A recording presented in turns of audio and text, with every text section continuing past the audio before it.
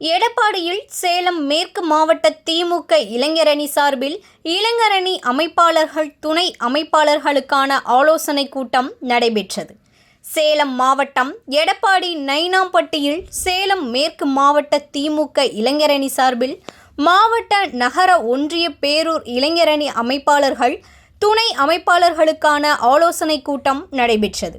இக்கூட்டத்தில் சேலம் மேற்கு மாவட்ட திமுக செயலரும் எம்பியுமான டி.எம். செல்வகணபதி தலைமை வகித்தார். மாநில இளைஞரணி துணை செயலாளர் சீனிவாசன் முன்னிலை வகித்தார். மாவட்ட இளைஞரணி அமைப்பாளர் மணிகண்டன் வரவேற்புரையாற்றினார். இதில் தொகுதிதோறும் கலைஞர் நூலகம் அமைப்பது, இல்லந்தோறும் இளைஞரணி உறுப்பினர் சேர்க்கை, கிளை வார்டு இளைஞரணி நிர்வாகிகள் நியமனம், பாக அமைப்பாளர்களுக்கான சமூக வலைதள பயிற்சி, சமூக வலைதளத்தில் இளைஞர் அணியினர் தீவிரமாக செயல்படுதல் உள்ளிட்ட தீர்மானங்கள் குறித்து ஆலோசனை வழங்கப்பட்டது.